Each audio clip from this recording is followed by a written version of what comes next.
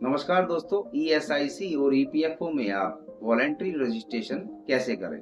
ESIC और EPFO voluntary registration आप श्रम सुविधा पोर्टल के माध्यम से कर सकते हैं। श्रम सुविधा पोर्टल पर हम वॉलंटरी रजिस्ट्रेशन करने जा रहे हैं प्रोप्राइटरशिप फर्म के लिए। दोस्तों, आपने मेरा चैनल सब्सक्राइब नहीं किया तो कृपया सब्सक्राइब करें और बेल आइकन प्रेस जरूर करें। ESIC EPFO voluntary registration proprietor के लिए डॉक्यूमेंट्स आपको क्या क्या चाहिए। प्रोप्राइटर का पैन कार्ड, आधार कार्ड, जीएसटी नंबर, इंडिविजुअल है या कंपनी के नेम से है, ईमेल आईडी, मोबाइल नंबर और जो भी 10 से 20 एम्प्लॉइज हैं उनकी detail, Aadhaar card, PAN card, mobile number, email ID, cancel cheque, इन सभी पेपर्स की आपको रिक्वायरमेंट होगी। आपके एम्प्लॉय की और एम्प्लॉयर की सभी डिटेल्स आप इकट्ठा कर लें और एकदम कॉन्फिडेंस हो जाए कि हाँ अभी मैं रजिस्ट्रेशन कर सकता हूं, तभी रजिस्ट्रेशन करें। दोस्तों, गलत एंट्री कोई भी ना करें। सभी part step by step video में क्लियर कर चुका हूं मैं, किस पार्ट में आप क्या फील करेंगे और किस पार्ट में आपको क्या अपलोड करना है और किस तरह आप अपलोड करेंगे। चलिए दोस्तों, वीडियो शुरू करते हैं। स्क्रीन पे चलते हैं। ईएसआईसी ईपीएफओ कॉमन रजिस्ट्रेशन श्रम सुविधा पोर्टल पर कैसे करें। ईएसआई या ईपीएफओ में रजिस्ट्रेशन करने के लिए आपको टाइप करना होगा श्रम सुविधा पोर्टल पर। आप टाइप करेंगे श्रम सुविधा login, enter, next login with श्रम सुविधा पोर्टल पे क्लिक करेंगे। नेक्स्ट कुछ ऐसा इंटरफेस ओपन होगा। जिनका ओल्ड रजिस्ट्रेशन है वो यहाँ से लॉगिन करेंगे, जो न्यू रजिस्ट्रेशन करेंगे वो साइन अप पे क्लिक करेंगे। नेक्स्ट यहाँ पे नेम डालेंगे, ईमेल आईडी, मोबाइल नंबर और कैप्चर सेंटर करेंगे। फाइनली करेंगे साइन अप पे क्लिक। ये ईमेल आईडी पे एक्टिवेशन लिंक चला गया, वहां से आप लिंक पे क्लिक करके यूजर आईडी, पासवर्ड क्रिएट करेंगे। 1% आपकी ईमेल आईडी पे कोई लिंक नहीं आता है तो आप यहाँ से आप देख सकते हैं बॉक्स के अंदर क्लिक हेयर, यहाँ से क्लिक करके दोबारा रिसेंड लिंक कर सकते हैं। वहीं से आपका अकाउंट एक्टिवेशन और लॉगिन आईडी, पासवर्ड आप क्रिएट कर सकते हैं। रजिस्ट्रेशन करते वक्त ईमेल आईडी ध्यान से डालें, आप एकदम करेक्ट होनी चाहिए, तभी लिंक आपको रिसीव्ड होगा। नेक्स्ट ईमेल आईडी चेक करते हैं हमारी ईमेल पे लिंक आया या नहीं। श्रम सुविधा पोर्टल से ईमेल आई है, ईमेल को चेक करेंगे लिंक है या नहीं। मैं ईमेल करता हूं ओपन, इसी तरह आपके पास ईमेल आएगी। आप देख सकते हैं श्रम सुविधा पोर्टल रजिस्ट्रेशन कंफर्मेशन, यहाँ पे क्लिक किया, यहाँ पे क्लिक हेयर आप देख सकते हैं, यहाँ पे user ID and password please click here below link पे क्लिक किया। नेक्स्ट कुछ ऐसा इंटरफेस ओपन हुआ, activate your registration with USSP portal. अब यहाँ पे डालेंगे वेरिफिकेशन कोड, ये सामने लिखा हुआ है 573697। जनरेट OTP पे क्लिक करेंगे। ये verification code is send to your mobile number and email ID. ये रिक्वेस्ट नंबर ये लिखा हुआ है। ईमेल आईडी और मोबाइल नंबर पे दोनों सेम OTP आएंगे। हम ईमेल आईडी पे चेक करते हैं कि OTP रिसीव्ड हुआ या नहीं। मोबाइल पे अभी OTP नहीं आया, हमारी ईमेल आईडी पे OTP आ गया। हम करते हैं ओपन, यहाँ पे देख सकते हैं आप, ये OTP नोट करेंगे और फाइनली उस सेक्शन में जाके ये OTP एंटर करेंगे। ईमेल आईडी पे जो OTP रिसीव्ड हुआ वो हमने एंटर कर दिया। फाइनल करेंगे वेरीफाई OTP पे क्लिक। नेक्स्ट कुछ ऐसा इंटरफेस ओपन होगा, set your user ID and password. ये हमने यूजर आईडी एंटर कर दी। यूजर आईडी हमारी वैलिड है, अगर जो इनवैलिड है तो आपको शो होगा। सेकंड नीचे इंटर पासवर्ड, कन्फर्म पासवर्ड हमने एंटर कर दिया। फाइनली करेंगे सबमिट पे क्लिक। जैसे ही आप सबमिट पे क्लिक करेंगे आपका यूजर आईडी, पासवर्ड जनरेट हो जाएगा। ये आप देख सकते हैं रजिस्ट्रेशन सक्सेसफुल मैसेज शो कर रहा है। श्रम सुविधा पोर्टल पे जाएं और लॉगिन करें। ये दोस्तों लॉगिन होम पेज पे आ गए। यहाँ पे यूजर आईडी, पासवर्ड और कैप्चर सेंटर करके करेंगे लॉगिन पे click. User ID, password, captures enter हो गई। फाइनल करेंगे लॉगिन पे क्लिक। जैसे ही आप लॉगिन करेंगे, वेलकम टू श्रम सुविधा पोर्टल, काइंडली अटेंशन, ये मैसेज करते हैं स्किप, इसको देखेंगे वीडियो के एंड में। पहले रजिस्ट्रेशन कंप्लीट करें। ये हमारा रजिस्ट्रेशन होम पेज ओपन हो गया। यहाँ पे आप रजिस्ट्रेशन पे क्लिक करेंगे। रजिस्ट्रेशन पे क्लिक करने के बाद फर्स्ट ऑप्शन है रजिस्ट्रेशन फॉर EPFO ESIC, ये बॉक्स के अंदर मैंने मार्क कर दिया।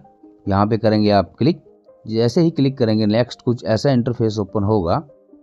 आप राइट हैंड साइड पे देख सकते हैं बॉक्स के अंदर अप्लाई फॉर न्यू रजिस्ट्रेशन, आप करेंगे यहाँ पे क्लिक।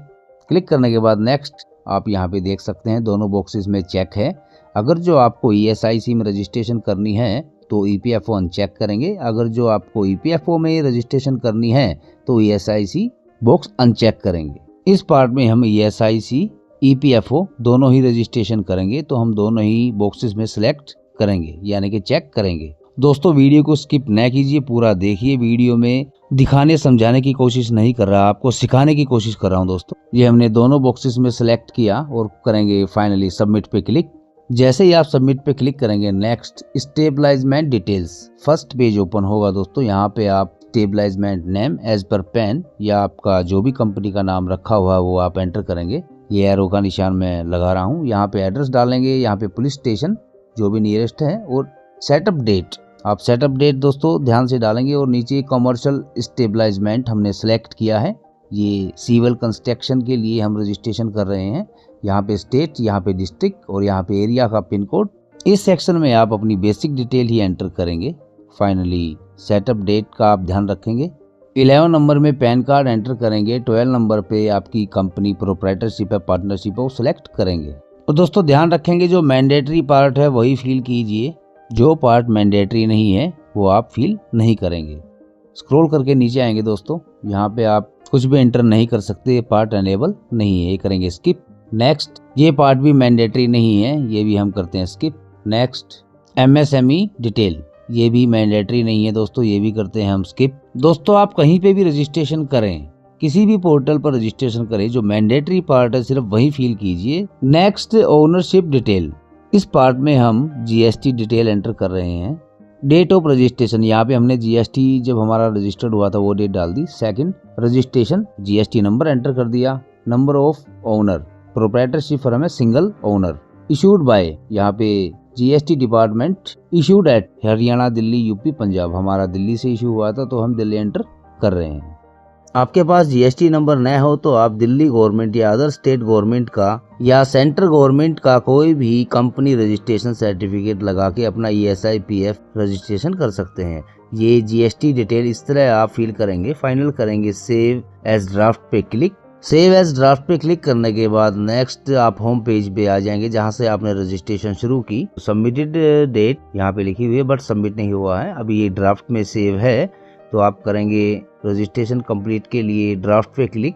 जहां से आपने रजिस्ट्रेशन शुरू की थी उसी पेज पे आप वापस आ जाएंगे। ये डिटेल हमने फिल करके सेव ड्राफ्ट पे किया, सेव फाइनल ड्राफ्ट पे किया क्लिक, तो ये पेज हमारे सामने ओपन हो गया। ये हमारी डेट आ गई है GST की और ये GST नंबर, अदर डिटेल। अब हम करेंगे दोस्तों नेक्स्ट पेज पे जाने के लिए नेक्स्ट पे क्लिक। नेक्स्ट पे दोस्तों हमारी ईमेल ID, मोबाइल नंबर ये हमने वेरीफाई कर दिया। अगर जो आपका मोबाइल नंबर वेरीफाई न हो तो आप वेरीफाई करें।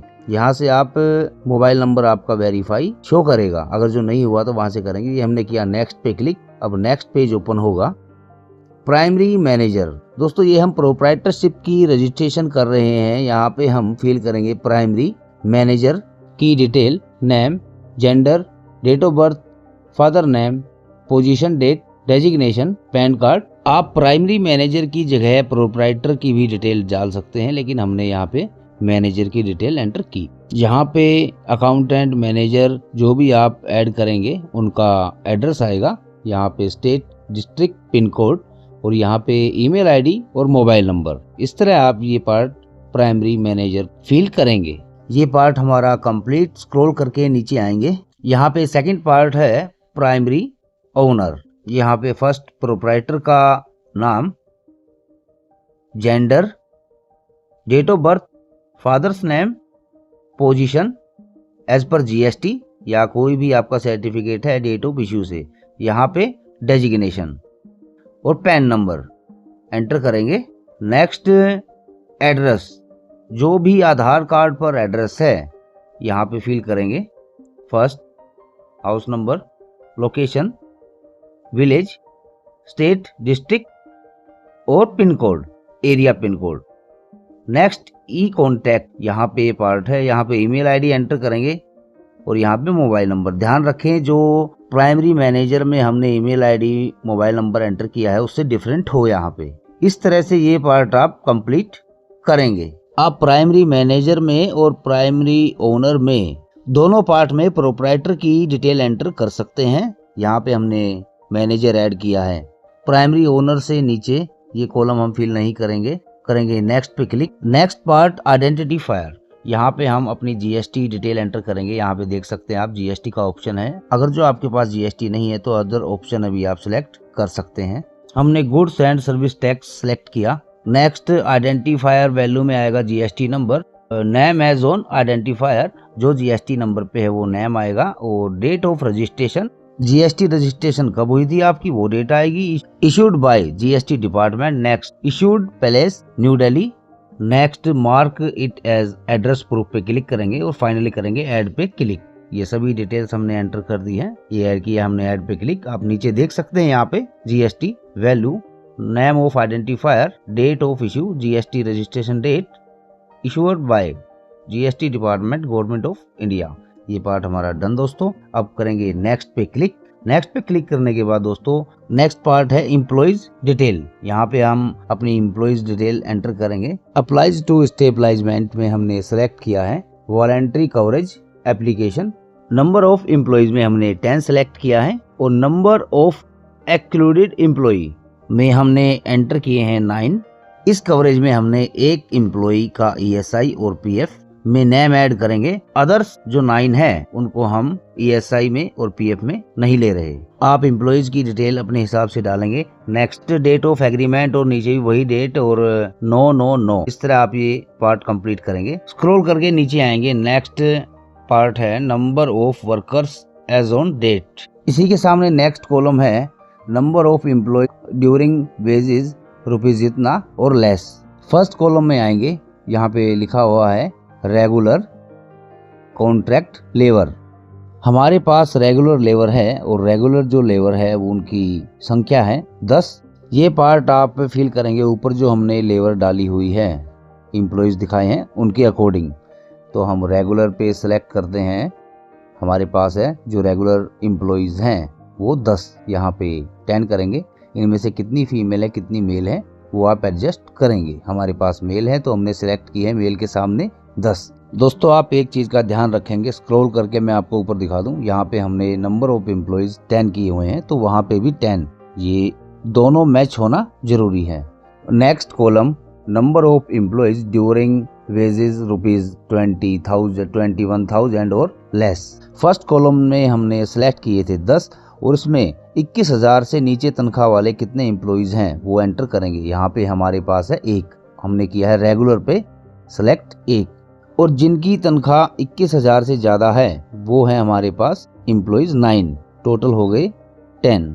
इस तरह आप ये पार्ट कंप्लीट करेंगे। एम्प्लॉय डिटेल आप अपने हिसाब से डालेंगे, किनका आपको ईएसआई काटना है, किनका आपको ईएसआई पीएफ काटना है और किनका ईएसआई पीएफ नहीं काटना है। Next first date on which 10/20 और मोर पर्सन वेयर एम्प्लॉयड, 10 या 20 एम्प्लॉय कब हुए थे ये हम डालेंगे, वही तारीख जो हमने ऊपर डाली थी डेट ऑफ एग्रीमेंट की। स्क्रॉल करके नीचे आएंगे। नेक्स्ट अब यहाँ पे total wages paid to employees drawing wages rupees 21,000 और लेस। दोस्तों यही वो पार्ट है कि वेजेस क्या डालें। इस पार्ट में सभी आइडिया से वेजेस डालते हैं, मंथ डेज कैलकुलेट करके और सैलरी, तभी वेजेस इस सेक्शन में फिल करते हैं। लेकिन ये कंफर्म नहीं है कि मंथ के एंड में इतना वेजेस बनेगा या नहीं, तो हम इस सेक्शन में टोटल वेजेस और लेस 21,000 इनमें डालेंगे आप 00। 97, 98 नंबर में आप करेंगे 00। ये पार्ट आप इस तरह से क्लियर करेंगे दोस्तों। 99 नंबर आप ब्लैंक छोड़ेंगे और 100 नंबर में name of income tax ward circle area, यहाँ पे हम एंटर करेंगे न्यू दिल्ली। आपका जो भी एरिया लगता है वो यहाँ पे आप एंटर करेंगे। नेट से सर्च कर सकते हैं, इजीली मिल जाएगा। Next maximum number of person that can be employed on any day 1 day as per licence. इस पार्ट में भी आप 10 यानी कि 10 एम्प्लॉयज दिखाएंगे या person. Next describe work carried out, जो सिविल कॉन्ट्रैक्टर्स हैं ये उनके लिए रजिस्ट्रेशन हो रही है, इसमें हम एंटर करेंगे सिविल कंस्ट्रक्शन। अगर जो आप अदर वर्क करते हैं तो यहाँ पे वो एंटर करेंगे। हमने यहाँ पे सिविल कंस्ट्रक्शन एंटर किया है। Other details common to both EPFO ESIC, यहाँ पे दोस्तों 104 नंबर में आप सिलेक्ट करेंगे। आप जिस एड्रेस पे रजिस्ट्रेशन करवा रहे हैं वो रेंटेड है, लीज पे है या ओनर हैं आप। यहाँ पे हमने सिलेक्ट किया ओनर। नेक्स्ट 108 नंबर में आप करेंगे नो। नो पे क्लिक करने के बाद नेक्स्ट करेंगे। नेक्स्ट कुछ ऐसा इंटरफेस ओपन होगा। ब्रांच डिवीजन ये मैंडेटरी नहीं है, ये पार्ट हम करते हैं स्किप। दोस्तों वीडियो में स्टेप बाय स्टेप अच्छे से सिखाने की कोशिश कर रहा हूँ, कृपया आप ध्यान से देखिए। सिंगल टाइम में ही आप अच्छे से अपनी रजिस्ट्रेशन कंप्लीट कर पाएंगे। करेंगे नेक्स्ट पे क्लिक। नेक्स्ट एक्टिविटीज, इस पार्ट में आने के बाद आप ब्लू बॉक्स में लिखा हुआ है सर्च NIC कोड, यहाँ पे क्लिक करेंगे। उससे पहले बॉक्स में जो भी आप टाइप करेंगे आप कुछ भी सर्च नहीं कर पाएंगे। यहाँ पे आप क्लिक करेंगे। जैसे ही आप यहाँ पे क्लिक करेंगे नेक्स्ट कुछ ऐसा इंटरफेस ओपन होगा। सेक्शन, डिवीजन, ग्रुप, क्लास, सब क्लास, ये मैं मार्क कर देता हूँ। यहाँ पे 1 बाय 1 आप सभी कॉलम्स फिल करेंगे। यहाँ पे आप सेलेक्ट करेंगे कंस्ट्रक्शन, ये लिखा हुआ है यहाँ पे F कंस्ट्रक्शन। डिवीजन, डिवीजन में आप सेलेक्ट करेंगे सिविल इंजीनियरिंग, ये हम सिविल इंजीनियरिंग के लिए कर रहे हैं। ग्रुप में आप जाएंगे, ग्रुप सेक्शन में, ग्रुप सेक्शन में जाएंगे आप सेलेक्ट करेंगे construction of other civil engineering projects. Next class पे जाएंगे आप, क्लास में आप यही सिलेक्ट करेंगे जो है सब क्लास। सब क्लास में आप सेलेक्ट करेंगे अदर सिविल इंजीनियरिंग प्रोजेक्ट्स और आपके सामने generate NIC code is F4209, यहाँ से आप सेलेक्ट करेंगे। दोस्तों ये सामने आ गया, ये पार्ट क्लियर। दोस्तों इस तरह आप NIC code civil construction work के लिए फाइंड करेंगे। NIC code complete. Next primary business activities, civil construction contractor के लिए आप यूज करेंगे एक्सपर्ट सर्विस। नेक्स्ट यहाँ पे इंजीनियरिंग। नेक्स्ट यहाँ पे आप सेलेक्ट करेंगे दोस्तों जनरल एंड जॉब इंजीनियरिंग। इस तरह से आप ये पार्ट कंप्लीट करेंगे। वीडियो में बताई गई सभी जानकारी एकदम परफेक्ट और ओके है दोस्तों। मैं इसी प्रकार से सिविल कॉन्ट्रैक्टर की रजिस्ट्रेशन करता हूँ। ये पार्ट कंप्लीट। नेक्स्ट करते हैं, ये फाइनल पार्ट आ गया हमारा अटैचमेंट। आप फर्स्ट 136 कॉलम में any licence certificate issued by government authority, ये सिलेक्ट किया और यहाँ पे चॉइस फाइल पे क्लिक करेंगे और GST सर्टिफिकेट इसमें हम अपलोड करेंगे। फाइनली करेंगे अपलोड पे क्लिक। अपलोड पे क्लिक करने के बाद ये बटन डाउनलोड में एनेबल हो जाएगा। आप देख सकते हैं यहाँ पे GST सर्टिफिकेट फाइल हमारी अपलोड हो गई है। सभी पेपर्स PDF फॉर्मेट में ही अपलोड होंगे दोस्तों। Next column 138 date of setup proof attachments, इस सेक्शन में भी हम GST रजिस्ट्रेशन अपलोड करेंगे। हम यहाँ पे सिलेक्ट करते हैं अदर, क्योंकि GST का कोई ऑप्शन यहाँ पे नहीं दिया हुआ। चॉइस फाइल पे क्लिक करके GST रजिस्ट्रेशन सर्टिफिकेट अपलोड करेंगे।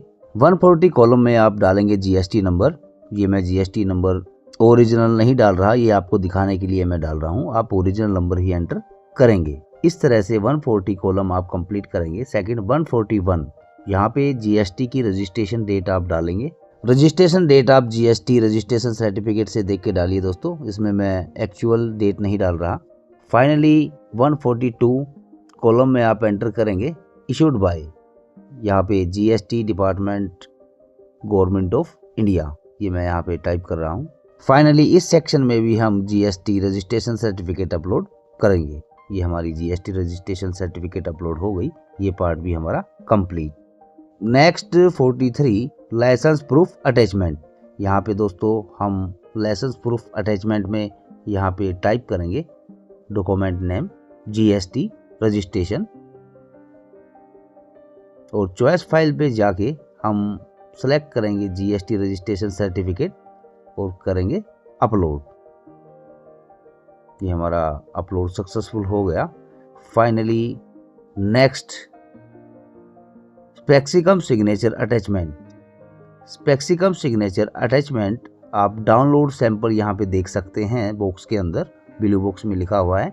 यहाँ से स्पेक्सिकम सिग्नेचर फॉर्मेट आप डाउनलोड करेंगे।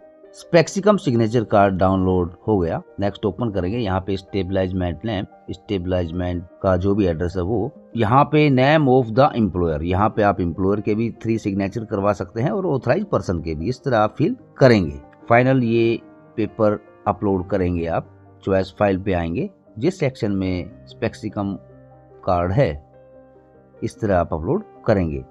अब दोस्तों next copy of agreement for voluntary coverage, यहाँ से भी आप डाउनलोड सैंपल पे क्लिक करके एग्रीमेंट डाउनलोड सेव करेंगे। ये हम डाउनलोड सेक्शन में सेव कर रहे हैं। ये ओपन किया हमने, यहाँ पे डेट आ जाएगी और जो भी आपका EPFO ऑफिस है यहाँ पे एंटर करेंगे। नीचे जो भी कॉलम्स हैं 1 बाय 1 आप फिल करेंगे दोस्तों। स्क्रॉल करके नीचे आएंगे, यहाँ एम्प्लॉयज़ की डिटेल आप ऐड करेंगे, 10 हैं या 18, 19, 20 जितने भी हैं ये सभी फिल करके फाइनली यहाँ पे एग्रीमेंट टाइप करेंगे और चॉइस फाइल पे क्लिक करके एग्रीमेंट की कॉपी अपलोड कर देंगे। एग्रीमेंट कॉपी फिल करने में प्रॉब्लम आ रखी है तो मैंडेटरी है कि आप एम्प्लॉयज़ की डिटेल तो एंटर कर ही सकते हैं और जो भी आपके समझ में आए वो कॉलम्स फिल करके अपलोड कर दें आप।